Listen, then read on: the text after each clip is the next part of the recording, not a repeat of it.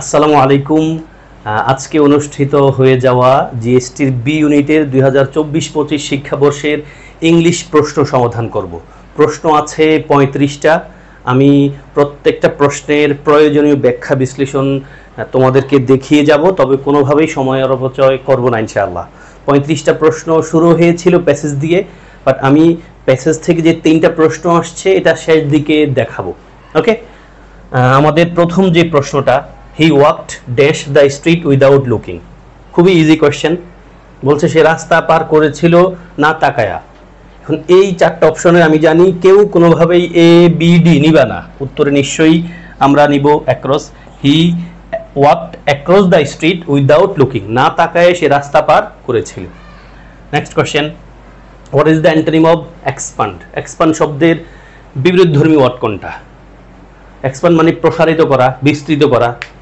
আমাদের প্রসারিত করার উল্টাটা লাগবে, নিশ্চয়ই উত্তরে তুমি নিবা শ্রিঙ্ক। শ্রিঙ্ক মানে সংকুচিত করা। বাকি সবগুলোই এনলার্জ, ইনক্রিজ, লেনদেন অর্থ কিন্তু মোটামুটি সম্প্রসারিত করা, বড় করা, এটাকে বোঝায়। Next question 6, she turned and I made her way and made her way হোমওয়ার্ড। এখানে আইটা নিশ্চয়ই ভুল, তাহলে she turned and made her way হোমওয়ার্ড। এখানে হোমওয়ার্ড শব্দটা কোন পার্টস অফ স্পিচ? হোমওয়ার্ড মানে বাড়ির মুখী, তাহলে বাড়ির মুখী একটা প্লেসকে রেফার করছে আমরা বুঝতে পারছি, ফলে উত্তরে আমরা নিশ্চয়ই অ্যাডভার্ব বলবো। তাহলে she turned and made her way homeward, কোন মুখী? বাড়ির মুখী, নিশ্চয়ই এটা adverb. Next, by the time they arrive, comma dash. যখন আমরা টেন্স পড়তে চাই বা রাইট ফর্ম ভার্ব পড়ি তখন এই পয়েন্টটা পাই। ইয়েস, উত্তরে বাই দ্য টাইম দেখতে পাচ্ছ, by the time they arrive, যতক্ষণে তারা পৌঁছাবে, হি উইল হ্যাভ লিভড, ততক্ষণে সে ত্যাগ করে ফেলবে। আমরা জানি বাই দ্য টাইম যুক্ত পার্টে যখন প্রেজেন্ট ইনডেফিনিট টেন্স থাকে, অন্য পাশে আমরা ফিউচার পারফেক্ট লিখি। উত্তরে নিশ্চয়ই আমরা হি উইল হ্যাভ লিভড ছাড়া কিছু লিখবো না, তাই না? ইয়েস, নেক্সট কোয়েশ্চেনে আসো। অনেক বড় কোয়েশ্চেন মনে হয়, বাট কঠিন না। কোয়েশ্চেনে আছে identify the correct passive form. The authority recommended wearing formal attire, মানে অথরিটি রিকমেন্ড করেছিল পরার জন্য ফর্মাল অ্যাটায়ার, মানে ফর্মাল পোশাক আর কি। তাহলে পেসিভ কি?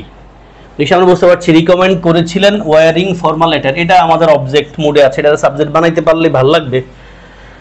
বাট তুমি অপশনগুলো পড়লে দেখবা এই ওয়ারিং ফর্মাল অ্যাটায়ার এই কথাটাকে ওনারা অবজেক্ট আকারে, মানে অবজেক্ট আকারে কাউন্ট করেছেন অ্যাক্টিভে। পেসিভে কিন্তু মানে সাবজেক্ট আকারে এটা লেখা নাই, ফলে বাক্যের অর্থ বুঝে একটু আমরা পেসিভ করতে হবে। সেই দৃষ্টিকোণ থেকে আমরা উত্তর কিন্তু সি নাম্বার নিতে হচ্ছে। দেখো, ওয়ারিং ফর্মাল অ্যাটায়ার দিয়ে কিন্তু একটাও শুরু হয় নাই, ফলে আমরা অর্থের দিকে অ্যাটেনশন দিলে দেখতে পাচ্ছি লেখা আছে the authority recommended that formal attire should be worn. আশা করি তোমরা clear.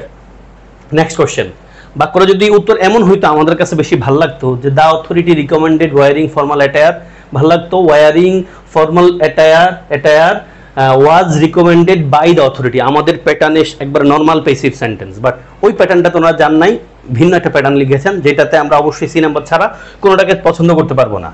Next, the family seem dash by the generosity of their neighbours. বাক্য বুঝতে হবে, বলছে দ্য ফ্যামিলি সিম, ফ্যামিলিটাকে মনে হয়েছে কিছু একটা হয়ে গেছে ওরা, by the generosity of their neighbours, তাদের প্রতিবেশীর উদারতা দেখে তারা কি হয়ে গেছে? আশ্চর্য হয়ে গেছে। ইয়েস, তুমি উত্তরে টেকেন অ্যাবেক নিবা। টেকেন অ্যাবেক মানে হলো সারপ্রাইজ, না আশ্চর্যিত হয়ে যাওয়া। ওকে, আশ্চর্য হয়ে যাওয়া। তাহলে দ্য ফ্যামিলি সিমড টেকেন অ্যাবেক মানে দ্য ফ্যামিলি সিমড সারপ্রাইজড। আমরা সারপ্রাইজের বদলে এখানে কি লিখেছেন? Taken aback by the generosity of their neighbours. Next question, the antonym of the word concord. Concord শব্দটার বিপরীতধর্মী ওয়ার্ড কি? কনকর্ড মানে হলো সঙ্গতি, মিল। তাহলে এবার বিপরীতধর্মী, মিল নাই। থ্রিফটি, harmony, conflict and সেনিটি।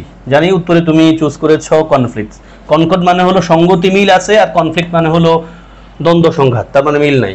Next, what is the appropriate synonym of clog up? Clog up শব্দটার অ্যাপ্রোপ্রিয়েট সিনোনিম কি? ক্লগ আপ মানে কি? আবদ্ধ হয়ে যাওয়া, বাধা দেওয়া, এমনটাকে রেফার করে। এই মানে অপশনে কোনটা আসে দেখো তো? Plug, abstract, burden, crowding. জানি উত্তরে তুমি ক্লগ আপের নিবা অবস্ট্রাক্ট। অবস্ট্রাক্ট মানেও কিন্তু বাধা দেওয়া। ক্লগ আপের সিনোনিম কি? ক্লগ আপের সিনোনিম আমরা এখানে অপশন যা পেয়েছি অবস্ট্রাক্ট। অবস্ট্রাক্ট মানে কিন্তু বাধা দেওয়া। Next question, what does the phrase phrasal verb blurted out suggest, এই ব্লার্টেড আউট দ্বারা কি বোঝায়? ব্লার্টেড আউট দ্বারা বলা হয় মানে যা মন চাইছে বলে ফেলছে আর কি, চিন্তা ভাবনা করে ছাড়াই কিছু বলে ফেলা। তো আমাদের এখানে অপশনে যেটা পেয়েছি সেটা হলো এটাই, ইয়েস। সেই something without thinking, blurted out এটার মানে কি? সেই সামথিং উইদাউট থিঙ্কিং, চিন্তা করা ছাড়াই কিছু বলে ফেলা। Then identify the correct sentence, কোন বাক্যটা কারেক্ট, কারেকশন আকারে এসছে, তবে কোশ্চেনটা মূলত সাবজাংটিভ টপিক থেকে, তোমরা নিশ্চয় জানো সাবজাংটিভ কিছু ওয়ার্ড আছে তাদের পর দ্যাট ক্লজ আসবে, সাবজেক্ট যাই হোক, ভার্বের কিন্তু বেস ফর্ম লেখা থাকবে। বেস ফর্ম মানে হলো ভার্বের সাথে কোনো কিছু যুক্ত হতে পারে না। ইয়েস, উত্তরে নিশ্চয়ই তুমি চুজ করেছো বি নাম্বারটা করার কথা। হি সাজেস্টেড, এই সাজেস্ট একটা সাবজাংটিভ ওয়ার্ড, তারপর দেখো দ্যাট ক্লজ আছে, দ্যাট ক্লজের পরে সাবজেক্ট যাই হোক ভার্বের কিন্তু কোন ফর্ম হয়? বেস ফর্ম হয়। নরমালি আমরা দ্যাট ক্লজের আগে পাস্ট ইনডিফিনিট টেন্স লিখলে পরে পাস্ট পারফেক্ট লিখি, বাট এখানে সাজেস্ট একটা সাবজাংটিভ ওয়ার্ড, সাবজাংটিভ ওয়ার্ডটা যদি আসে বাক্যে তারপর দ্যাট ক্লজ, সাবজেক্টের পর যাই হোক ভার্বের কিন্তু কোন ফর্ম? সাবজেক্ট যাই হোক ভার্বের কোন ফর্ম? Base form. আর বাকি কোথাও মিলে নাই। He suggested me two applying, কথাটা আমরা বলতে পারি কিনা? আমরা জানি সাজেস্টের পর কিন্তু ভার্বের সাথে ডাইরেক্ট আইএনজি হয় যদি ডিরেক্ট ভার্ব আসে, আর এখানে সাজেস্টার সাবজাংটিভ ওয়ার্ড, তারপর দ্যাট ক্লজ আছে, বুঝতে পারছি। তারপর নতুন বাক্য আসছে, ভার্বের কোন ফর্ম? Base form always. Next, what does the idiom kick the bucket mean? Kick the বাকেটের মানে কি? প্রিভিটেড কোশ্চেন। আমি যদি বলি তোমাদের আজকের পরীক্ষায় ভালো সংখ্যক প্রশ্ন প্রিভিয়াস কোশ্চেন, এবং প্রশ্ন আমার মনে হয় যাদের প্রস্তুতি ভালো ছিল তাদের জন্য খুব বেশি কঠিন হয় নাই। Kick the bucket, kick the bucket মানে হলো আমরা পড়েছি না ওই যে কিস দ্য বাইট, মানে বাইট তো মানে তো কামড় দেওয়া, তাই না? কিস দ্য বাইট মানে কিস দ্য বাইটের একটা মানে হলো মরে যাওয়া, মানে মানুষ যখন মরে যায় এটাকে আমরা ডাই শব্দের পরিবর্তে কিস দ্য বাইট বলতে পারি, অথবা কিক দ্য বাকেটও বলতে পারি, এটাই। তাহলে এই কিক দ্য বাকেট অথবা কিস দ্য বাইট এটা মানে হলো টু ডাই, মৃত্যুবরণ করা। আমরা আরো বলে থাকি pass away, pass away, pass away. Die শব্দের পরিবর্তে আমরা kick the bucket, kiss the bite, pass away বলতে পারি। Then what is the meaning of brevity? Brevity শব্দটার মানে কি? খুবই easy question, repeated question. Brevity শব্দটা নাউন আকারে আমরা পড়ে থাকি। তুমি যখন interchange of parts of speech পড়ো তখন নিশ্চয়ই শব্দটা পড়েছো, সেখানে নিশ্চয়ই অর্থ লেখা থাকে বইগুলোতে, তখন পড়লে এটা নিশ্চয়ই পারবা। সিনোনিম অ্যান্টোনিম আকারেও পড়ার কথা। ব্রেভিটি মানে সংক্ষিপ্ততা, তাহলে সংক্ষিপ্ততা কথাটা আছে কেবল শর্টনেসে, শর্টনেস। ব্রেভিটি শব্দটা নাউন, শর্টনেস শব্দটাও কিন্তু নাউন। নেক্সট কোশ্চেনে যাই 16, which of the following word can be used as both verb and noun? কোন শব্দটা ভার্ব আকারে ব্যবহৃত হতে পারে, নাউন আকারে ব্যবহৃত হতে পারে? টেক্সট বুকের একটা কোয়েশ্চেন, অনুশীলনী কোয়েশ্চেন। আমি তোমাদেরকে টেক্সট বুক পড়ার কথা বলেছিলাম এবং আমি ক্লাসে এই পয়েন্টটাও পড়িয়েছিলাম, নিশ্চয়ই যারা আমার ক্লাস করেছো বলেছিলাম গত বছরের টেক্সট বুকে যে ক্লাসগুলো নিয়েছিলাম সেগুলো তোমাদের কাজে দিবে। ইয়েস, কোন শব্দটা এই চারটা অপশনের মাঝে নাউন হইতে পারে আবার ভার্ব হইতে পারে? এবং আমাদের টেক্সট বুকের কোয়েশ্চেন, উত্তর অবশ্যই ওয়েস্ট। এই ওয়েস্ট মানে হলো অপচয় করা, ওয়েস্ট মানে হলো আবর্জনা, দুটাই হতে পারে। আবর্জনা অর্থে নাউন আর অপচয় করা অর্থে শব্দটা verb. Next, I could dash the reason for this delay. এখানে কোন ওয়ার্ডটা লিখলে বাক্যের অর্থ ঠিক থাকে? বাক্যের অর্থ দ্বারা এরকম, I dash the reason for this delay, এই বিলম্বর কারণটা আমি বুঝতে পারছি। মেক আউট করা বা ফিগার আউট করা বলতে পারি আমরা। ইয়েস, তাহলে উত্তরে I could figure out the reason for this delay অথবা I couldn't figure out the reason for this delay, এই টাইপের একটা প্রশ্ন আমি তোমাদেরকে একটা মডেল টেস্ট, দুটা মডেল টেস্ট একটা ভিডিওতে দিয়েছিলাম, সেখানে দিয়েছিলাম এরকম I can't make out your words, এরকম একটা বাক্য দিয়েছিলাম। তা আমি কথার বারে বারে বলি, আমাদের যত পরীক্ষা হয়ে যায়, পরীক্ষার প্রশ্নগুলো যদি যে কেউ বুঝে বুঝে সমাধান করে তাহলে নতুন পরীক্ষা ওই প্রশ্নগুলো নিশ্চয়ই রিপিট হয়, ডিরেক্টলি বা ইনডিরেক্টলি। এবং এই প্রশ্নটা কিন্তু ওটাই। তাহলে আই কুড ফিগার আউট, আমি বুঝতে পারি। এই মেক, ফিগার আউট অর্থ যা, মেক আউট অর্থ কিন্তু তাই। মেক আউট মানে বুঝতে পারা, ডিজাইন করা, আন্ডারস্ট্যান্ড করা, ফিগার আউট অর্থ তাই কিন্তু। তাহলে আই কুড ফিগার আউট, আমি বুঝতে পারি, দ্য রিজন বুঝতে পেরেছিলাম, কারণ, ফর দিস ডিলে এই বিলম্বের। Next, the new offer of the job was alluring. বিশেষ পরীক্ষার প্রশ্ন হুবহু। এলিউরিং শব্দের অর্থ কি? The new offer of the job, জবের নতুন অফারটা এলিউরিং ছিল, চিত্তাকর্ষক, মানে আমারে ফাঁদে ফেলে দিবে এমন একটা বিষয়। এলিউরিং শব্দটা অবশ্যই অ্যাডজেক্টিভ, এটার মানে হলো টেম্পটিং। কি? Tempting. Yes. Next, in English grammar, এটাও বিশেষ পরীক্ষার প্রশ্ন এবং ফরচুনেটলি আমি প্রশ্ন তোমাদেরকে দিয়েছিলাম আমার মডেল টেস্টে। ইন ইংলিশ গ্রামার, ইংলিশ গ্রামারের dash deals with the formation of sentence, কোন জিনিসটা সেন্টেন্সের ফরমেশন নিয়ে কাজ করে? অবশ্যই সেটা syntax. Syntax deals with the formation of sentences. Then he has done no wrong, সে কোনো ভুল করে নাই। এখানে রং শব্দটা কোন পার্টস অফ স্পিচ? খুবই ইজি কোয়েশ্চেন। এখানে নো শব্দটা অ্যাডজেক্টিভ, এটা বুঝলেই তুমি বুঝবা। নো শব্দটা যেহেতু অ্যাডজেক্টিভ, তাহলে অ্যাডজেক্টিভের পর একটা নাউন থাকে, সেটা নিশ্চয়ই নাউন। আর পুরো বাক্যের কনটেক্সটে চিন্তা করলেও হয় হি হ্যাজ ডান, সে করে নাই, সে করে নাই, সে হি হ্যাজ ডান, সে করেছে, সে কি করেছে? নো রং, কোনো ভুল করে না, এটা বোঝাচ্ছে আর কি। মানে তুমি যদি হি হ্যাজ ডান নোটা ফেলেও দাও তাও হয়। হি হ্যাজ ডান রং, রং শব্দটা কিন্তু কি শব্দ দিয়ে, কি দিয়ে প্রশ্ন করে উত্তর পাইছি আমরা, অবজেক্ট পাই, নিশ্চয়ই সেটা নাউন। তাহলে হি হ্যাজ ডান রং একটা object, he has done no wrong এটাও কিন্তু অবজেক্ট, মানে আমরা এখানে নাউন বলতে হবে। আমাদের এখানে শুধু প্রশ্ন কি প্রশ্ন ছিল, শুধু রং শব্দের কোন পার্টস হয়েছে? বোঝা সহজ উপায়, নো শব্দটা অ্যাডজেক্টিভ, অ্যাডজেক্টিভের নাউন থাকে। আর খেয়াল রেখে নো শব্দের মতো করে একটা শব্দ আছে নট। নট শব্দ কিন্তু অ্যাডজেক্টিভ না, নট শব্দ কিন্তু অ্যাডভার্ব। আমরা নট শব্দের পরে কিছু একটা লিখতে হয়, যেমন not any money, I don't have, কি বলতে পারি? He does not have any money, he does not, দেখো আমি লিখলাম he does not have any money. মূল পয়েন্ট হলো নট শব্দের পরে তুমি একটা এনি লিখতে হয়। আমি যদি আরেকটু সহজ করে বলতে চাই, আমি বললাম আই হ্যাভ, ধরো আই হ্যাভ নো মানি, আমার টাকা নাই। দেখো তো আই হ্যাভ নো মানি, এখানে মানি, নো শব্দটা কিন্তু অ্যাডজেক্টিভ, তারপর নাউন আছে। আই হ্যাভ নো মানি, আমার টাকা নাই, নো শব্দটা অ্যাডজেক্টিভ, মানিটা নাউন। এই বাক্যটা যদি বলি আমি ঘুরায় ফিরে, I have not any money, I have not any money, একই কথা দেয়, কিন্তু খেয়াল করো নট শব্দটা অ্যাডভার্ব, তারপর একটা অ্যাডজেক্টিভ বা ডিটারমিনার লিখে তারপর নাউনটা লিখলাম। তাহলে নো শব্দটা যেহেতু অ্যাডজেক্টিভ, তারপর শব্দটা আছে রং, শব্দটা নিশ্চয়ই নাউন। বাক্য বুঝে পড়লো কিন্তু এটা নাউনই হয়। ওকে, ফলে হি হ্যাজ ডান নো রং, আমরা এখানে নো রং এর নিচে আন্ডারলাইন করা থাকলে আমরা হয়তো নাউন ফ্রেজ বলতে পারতাম। আর আমাদের প্রশ্ন বলছে রং কোন পার্টস অফ স্পিচ, আমরা নাউন বললাম। Next, choose the appropriate synonym of defamatory. Defamatory মানে অপমানজনক। শব্দটা অবশ্যই অ্যাডজেক্টিভ, তোমরা বুঝতে পারছো, এই যে ও আর ওয়াই আছে। তাহলে ডিফেমেটরি মানে অপমানজনক, এটার সিনোনিম চাইছে scandalous, scandalous, laudatory, victorious, complimentary. তাহলে এই বি সি ডি তিনটাই পজিটিভ। আর ডিফেমেটরি মানে অপমানজনক, যেটাতে আমরা পাই স্ক্যান্ডেলাস, স্ক্যান্ডেলাস মানে অপমানজনক। Next, he is allergic dash pollen, তার অ্যালার্জি আছে। অ্যালার্জিক শব্দটা অ্যাডজেক্টিভ, তারপর অবশ্যই প্রিপোজিশন কি বসে? টু বসে। Yes, he is allergic to pollen. Next, they made him dash the entire speech. আমরা জানি এখানে মেক শব্দটা, মেড শব্দটা মূলত মেক শব্দের পাস্ট ফর্ম, মেড শব্দের পাস্ট ফর্ম, এবং মেক শব্দটা এখানে অবশ্যই পজিটিভ ভার্ব। বুঝছি কেমনে? মেকের পর একটা অবজেক্ট আছে, তারপর একটা ভার্ব কিন্তু লিখতে হচ্ছে। আমরা জানি যে let, make, help, have, get, এদেরকে আমরা পজিটিভ ভার্বও বলতে পারি, আবার নর্মাল ভার্বও বলতে পারি। পজিটিভ ভার্ব কখন বুঝবো? এই লেট, মেক, হেল্প, হ্যাভ, গেটের পর অবজেক্ট থাকবে, তারপর আরেকটা ভার্ব আসবে। এই ভার্বের কোন ফর্ম লিখতে হয়, এটা হলো আমাদের পরীক্ষার মূল কাজ। এখানে মেড শব্দটা মেক, মানে মেক শব্দটা মূলত মেক শব্দের পাস্ট ফর্ম। তাহলে মেক শব্দের এখানে কি? Positive verb. এবং খেয়াল করি মেক শব্দের অর্থ তৈরি করা বা করা আমরা বলি, বাট যখন মেক শব্দটা পজিটিভ ভার্ব আকারে ব্যবহৃত হয় তখন এর অর্থ হলো ফোর্স করা, কাউরে কোনো কাজ করতে বাধ্য করা, চাপ দেওয়া। তাহলে এই বাক্যের অর্থ হলো they made him dash the entire speech, তারা তারে দিয়া পুরো বক্তৃতার আবার দেওয়াইছে। They made him dash the entire speech. জানি উত্তরে তুমি অবশ্যই শুধু রিপিট নিয়েছো। আমরা জানি লেট মেকের পর ভার্বের কোন ফর্ম বসে? বেস ফর্ম বসে। তাহলে they made him repeat the entire speech, তারা তারে দিয়া পুরো বক্তৃতাটা আবার দেওয়াইছে। Next, the song in the play cannot be deleted as it is dash to the play। খুব ইজি কোয়েশ্চেন, বাক্য বুঝলেই তুমি পেরে যাবা। বলছে the song in the play, প্লেতে এই সংটা cannot be deleted, ডিলিট করা যাবে না, ডিলিট করা যায় না, as যেহেতু, কারণ it is dash to the play। তাহলে একটা জিনিস যদি কোনো একটা প্লে থেকে ডিলিট করা না যায়, এটা অবশ্যই খুব গুরুত্বপূর্ণ, এটা ম্যান্ডেটরি একটা পার্ট টাইপ।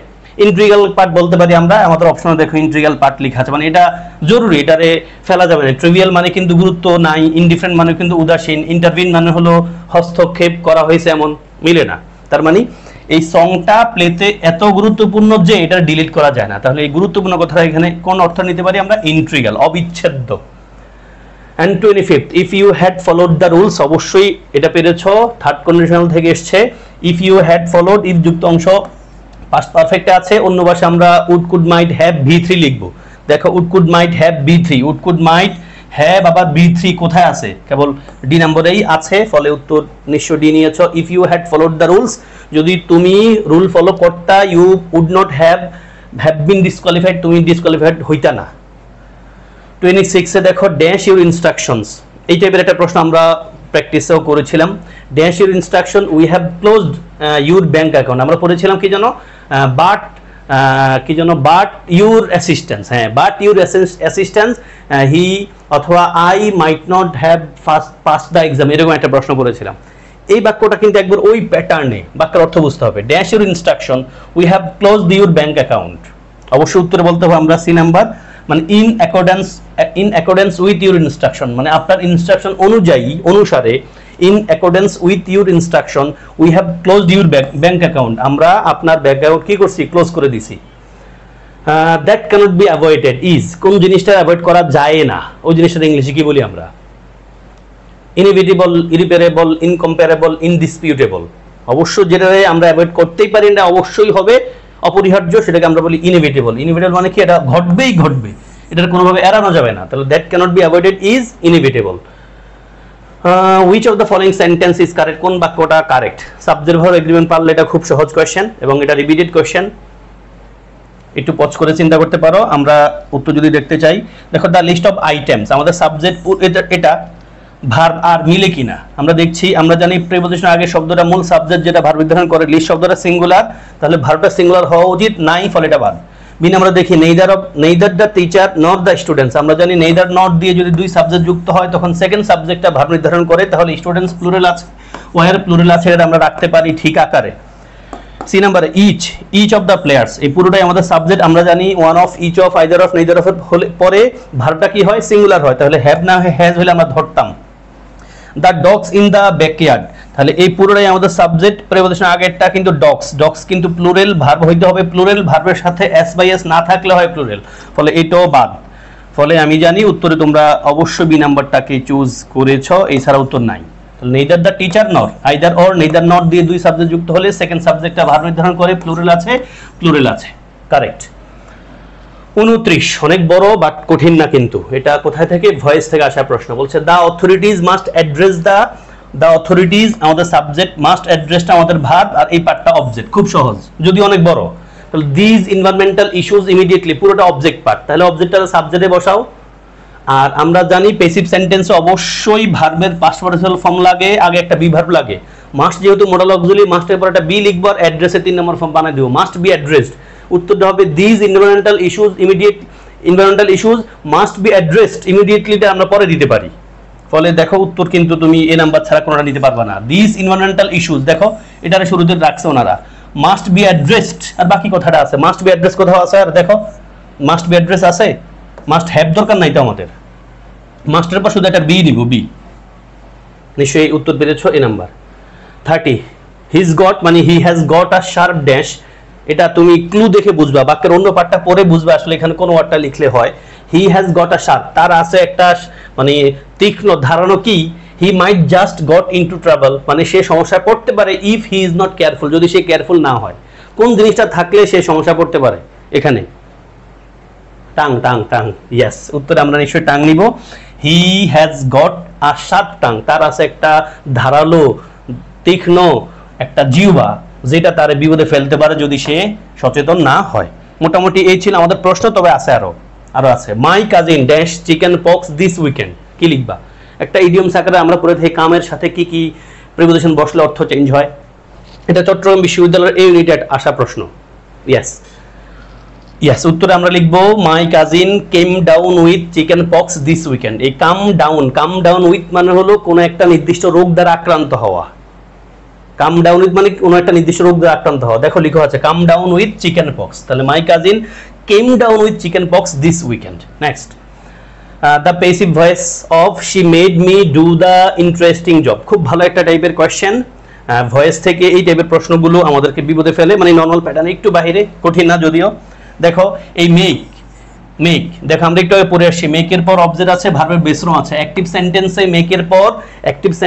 মেকের পর ভার্ব আসলে ভার্বের অবশ্যই বেস ফর্ম বসবে, তবে প্যাসিভ সেন্টেন্সে মেকের পর প্যাসিভ সেন্টেন্সে মেকের পর যে ভার্বটা আসবে ওই ভার্বটার আমরা ইনফিনিটিভ বানাইতে হবে। কি বানাইতে হবে? ইনফিনিটিভ। তাহলে মেড, মি, ডু, ডু আছে না? মেডের পর টু ডু কোথায় আছে দেখো, মেডের পর টু ডু কোথায় আছে? দুই জায়গায় আছে। এবার বাকি জিনিসগুলো চিন্তা করো। বাক্যটা পাস্ট টেন্সে আছে, আমরা কি টেন্স পাল্টাপাল্টি করি ভয়েসে? আমরা ন্যারেশনে টেন্স পাল্টানোর বিষয় থাকে, বাট এখানে এই টেন্স আমরা পাল্টাবো না। অ্যাক্টিভ প্যাসিভ থেকে প্যাসিভ ভয়েস করতে গেলে অ্যাক্টিভে যেই টেন্সে থাকে প্যাসিভ আমরা ওই সেম টেন্সে রাখি। ন্যারেশনে টেন্সের পাল্টানোর বিষয় থাকে। ফলে উত্তরে আমরা নিশ্চয়ই সি নাম্বার নিব, জানি। Yes, I was made to do. দেখো এই মেডের পর ভার্বের বিশ্রাম আছে অ্যাক্টিভে, প্যাসিভে মেডের পর আমরা কি লিখবো? Made to do. আশা করি ক্লিয়ার। এন্ড দেন আমরা প্যাসেজে চলে এসেছি, না প্যাসেজে চলে আসার আগে, which of the following words is in singular form? Singular ফর্মে আছে কোনটা এই চারটার? অবশ্যই অ্যাপেন্ডিক্স। অ্যাপেন্ডিক্সটা আছে সিঙ্গুলার, অ্যাপেন্ডাইসেস হলো প্লুরাল। অ্যাপেন্ডাইসেস প্লুরাল। এবার আসো, which of the following is the antony of dirt? dirt মানে অপ্রতুল। এই dirt শব্দটার বিপরীতধর্মী ওয়ার্ড কোনটা?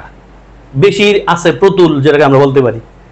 ইয়েস, নিশ্চয়ই তুমি প্রাচুর্যতা নিবা। dirt মানে হলো অপ্রতুল, অল্প আছে।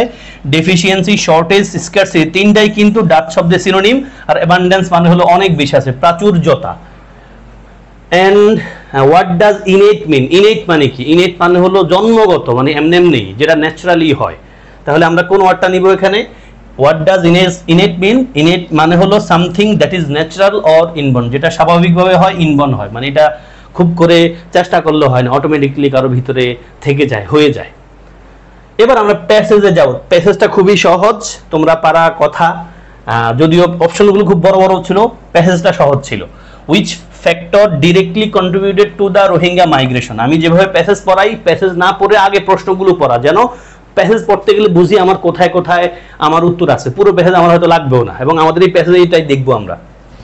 which factor most directly contributed to the Rohingya migration? Rohingya মাইগ্রেশনে কোন জিনিসটা বেশি ডিরেক্ট মানে কন্ট্রিবিউট করছে? অপশন পড়বো না আমরা পরে দেখবো। why is international pressure vital for Rohingya refugee? মানে রোহিঙ্গা রেফিউজির জন্য ইন্টারন্যাশনাল প্রেসারটা কেন ভাইটাল? ইন্টারন্যাশনাল প্রেসার আমাদের একটা কোর ওয়ার্ড, প্যাসেজে অবশ্যই ইন্টারন্যাশনাল প্রেসারের কথা থাকবে, ওখানে উত্তর আছে। and then in what specific location do the majority of Rohingya refugees reside in Bangladesh? বাংলাদেশের কোন জায়গায় অধিকাংশ রোহিঙ্গারা বাস করে? এটা তো আন্দাজও তুমি পারবা।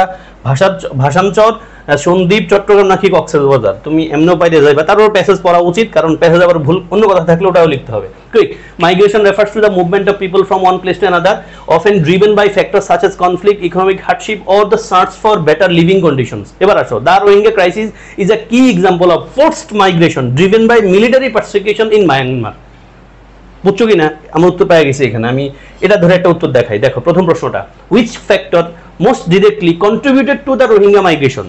মানে রোহিঙ্গারা যে মাইগ্রেট করছে এটার পিছনে সবচেয়ে বেশি ডিরেক্টলি মোস্ট কন্ট্রিবিউট করছে কে? লেখা আছে দেখো, violent persecution and ethnic conflict in Myanmar. এই কথাটা আছে না? দেখো, মিলিটারি পারসিকিউশন ডিরেক্ট লেখা আছে। তারপর আসো, মেনি ফ্লেড টু বাংলাদেশ, অনেকে বাংলাদেশে পলায় আসে, সেটলিং কক্সবাজার ক্যাম্পস, কক্সবাজারে পাইছে। তার মানে সি নাম্বার উত্তর পেয়ে গেছি। সি নাম্বার বলতে 3 নম্বর প্রশ্নটা ছিল এরকম, কোথায় বাংলাদেশে মানুষ বাস করছে, মানে রোহিঙ্গাদের অধিকাংশ বাংলাদেশে সেট হয়েছে কক্সবাজার।